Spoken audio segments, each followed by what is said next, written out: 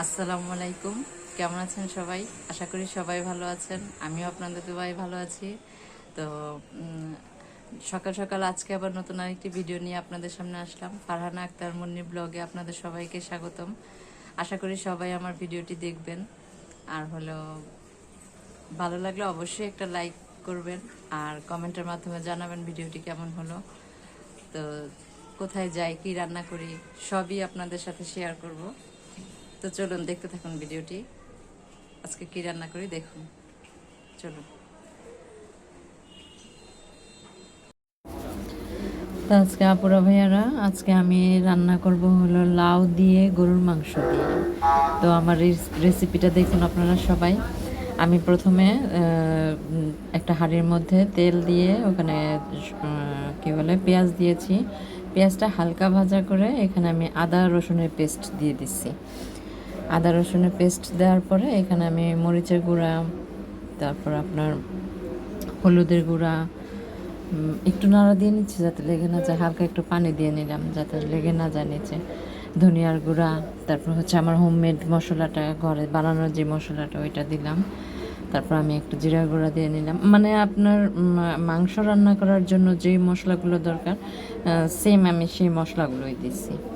একটু লবণ দিয়ে নিচ্ছি, স্বাদ মতো নুন, যার অনেক গুণ, লবণ দিয়ে নিচ্ছি। সেই লবণটা দিয়ে দেওয়ার পরে এখন আমি মশলাটা অনেকখানি কষাইছি। কষানোর পরে আপনার এই মাংসটা ছেড়ে দিচ্ছি। এখানে আমি কিছু হাড় আর তেলওয়ালা মাংস নিয়েছি, চর্বিওয়ালা মাংস।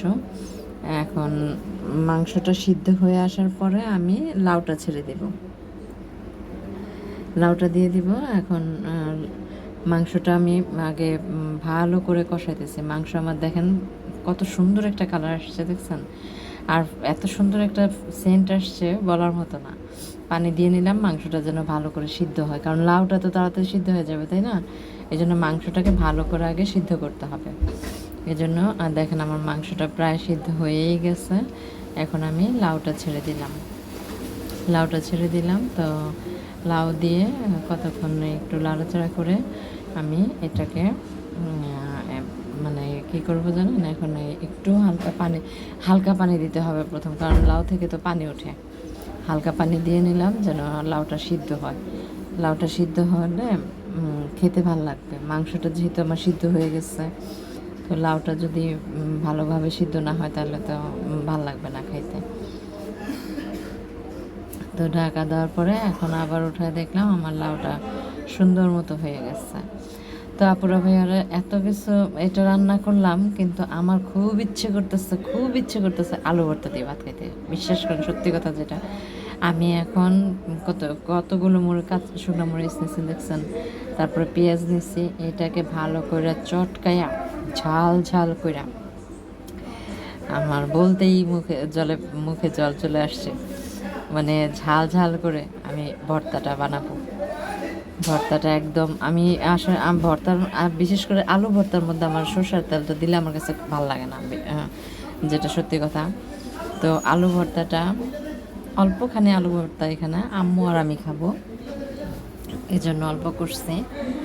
তো আমার খুব ইচ্ছে করতেছে আলু ভর্তা দিয়ে ভাত খাওয়ার জন্য। আলু ভর্তাটা করা শেষ, দেখেন আলু ভর্তা নিয়ে আমি কত মজা করে ভাত খাইতেছি। মানে আসলে একটু ঝাল কম হয়েছে, এতগুলো মরিচ দিছি তারপরেও আপুরা ভাইয়ারা দেখেন ঝাল কম হয়েছে। একটু ঝাল ঝাল হইলে আরও ভালো লাগতো, বুঝতে পারিনি ঝাল কম হয়েছে। তো আলু ভর্তাটা আমার কাছে খুবই ভালো লাগতেছে, খুবই মজা, খুবই মজা লাগতেছে। এত মজা, এত ভালো লাগতেছে যে বলার মতো না। আলু ভর্তা দিয়ে আমি তৃপ্তি করে ভাতটা খাইছি, একদম তৃপ্তি করে। এত তৃপ্তি করে ভাত খাইছি বলার মতো না, অনেক তৃপ্তি করে ভাত খাইছি। এত তৃপ্তি লাগতেছে আলু ভর্তাটার কারণে। আমি আর কোনো তরকারি নিই নি, এই যে লাউ তরকারি রান্না করছি গরুর মাংস দিয়ে, আমি লাউটাও আমি নিই। এত ভালো লাগতেছে আমার কাছে, অনেক তৃপ্তি করে আমি ভাতটা খাইতেছি, খুব ভালো লাগতেছে। তো ভাতটা মানে আপনাদেরও নিশ্চয়ই আলু ভর্তা দিয়ে ভাত খেতে মন চাইতেছে। আলু ভর্তাটা সবারই ভালো লাগে, তাই না? আলু ভর্তা, তারপর আপনার ছড়ি ভর্তাও কিন্তু মজা লাগে। আলু ভর্তার মতো, কিন্তু সরিটা আপনার সরষের তেল দেওয়া হয়, দিলে ওইটা ভালো লাগে আমার কাছে, কিন্তু আলু ভর্তার মধ্যে সরষের তেল ভালো লাগে না। তো আলু ভর্তাটা নাকি মজা হয়েছে, আম্মু খাইছে তো, তো বলতেছে আলু ভর্তাটা অনেক মজা হয়েছে।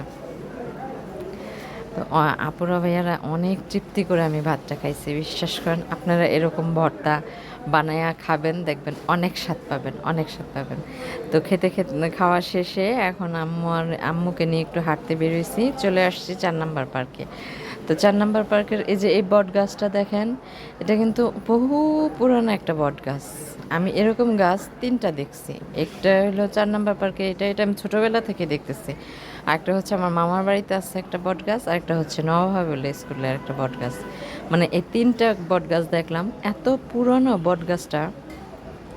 আর বট গাছটার ঢালপালা দেখছেন কত দূর গেছে, যত দূর গেছে তত দূরে কিন্তু ছায়া দিতেছে।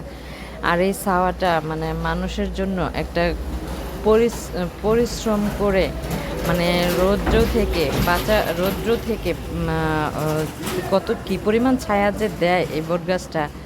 এই বট গাছের মতো, বিশ্বাস করেন, যার স্বামী আর বাবা আছে তার জীবনটা হচ্ছে ওই বট গাছের ছায়ার মতো। আসলে যার আছে সে বোঝে, যার নাই সে বোঝে না। আমার তো নাই, আমি বুঝি না, আমার বাবাও নাই, আমার স্বামীও নাই, তাই আমি বুঝি না যে আমার বাবা মারা যাওয়ার পরে আমি এত অসহায় হয়ে পড়ছি যে এই যখন ছিল তখন আমার কাছে মনে হয়েছে, এখন মনে হচ্ছে যে বটগাছের ছায়াটা আমার বাবার কথা মনে করায় দিছে। তো যাক, সেসব কথা। এখন দেখেন এই ঘাসগুলি কত সুন্দর লাগতেছে না? খুব ভাল লাগতেছে, খুব সবুজ প্রকৃতি, ঘাস, গাছ, সব কিছু মিলায়া মানে একটা জিনিসকে আপুরা ভাইয়ারা, মানে আপনারা ঘুরবেন যখন মন চায় তখনই ঘুরতে যাবেন। আর ঘুরলে মানুষের মনও ভালো থাকে, শরীর ভালো থাকে, সব কিছু ভালো থাকে। আর হলো গিয়ে একটা পর্যায়ে যখন বয়স হয়ে যাবে তখন দেখবেন, তখন আফসোস করবেন যে কেন আমি আগে ঘুরলাম না। বুঝতে পারছেন? এজন্য সবসময় ঘুরবেন। তো দেখেন এই রাস্তাটা আমার কাছে এত ভালো লাগে, দুই পাশে এত সুন্দর গাছ দিয়ে ভরে গেছে। আর এই গাছটাতে কি ফুল ফুটছে আমি জানি না, তবে ফুল ফুটছে বেগুনি কালারের ফুল। দেখ রাস্তাটা সুন্দর না? কত সুন্দর একটা রাস্তা, শুটিং স্পটের মতো লাগে। তো আম্মুকে নিয়ে আমি বের হয়ে গেছি পার্কে থেকে। আম্মু হাঁটতেছে, আম্মুকে নিয়ে আমি সবসময় পার্কে আসি, আম্মুকে নিয়ে হাঁটি। আম্মুর একটু মাজায় সমস্যা আছে, এই জন্য একটু নিয়ে হাঁটি। তা আপুরা ভাইয়ারা, আপনারাও এরকম হাঁটবেন, আপনারাও এরকম ঘুরতে যাবেন। ঘুরলে ভালো লাগবে, মন ভালো থাকবে, শরীর ভালো থাকবে, সব কিছু ভালো থাকবে। মন খারাপ থাকলেই ঘুরবেন, মন খারাপ থাকলেই একটু ঘুরতে বের হবেন, দেখবেন সব কিছু ভালো লাগবে। একটা সময় কিন্তু আফসোস করবেন যে কেন ঘুরলাম না আগে। তো আপুরা ভাইয়ারা, আমার ভিডিওটি কেমন লাগলো? ভালো লাগলে একটা লাইক অবশ্যই করবেন, আর কমেন্টের মাধ্যমে জানাবেন ভিডিওটি আমার কেমন লাগলো। তো ভিডিওটা আর লম্বা করব না। আমার ভিডিওটি যদি ভালো লাগে অবশ্যই অবশ্যই অবশ্যই কমেন্টের মাধ্যমে জানাবেন, আমি বারবার বলতেছি। আর হলো একটা লাইক করে দিবেন, আর যার সামনে যাবে একটা সাবস্ক্রাইব করবেন ভিডিওটি। আর সবাই ভালো থাকবেন, সুস্থ থাকবেন, নিজেদের প্রতি খেয়াল রাখবেন। দেখা হবে নতুন কোনো এক ব্লগে। তো আজকের মতো এ পর্যন্তই।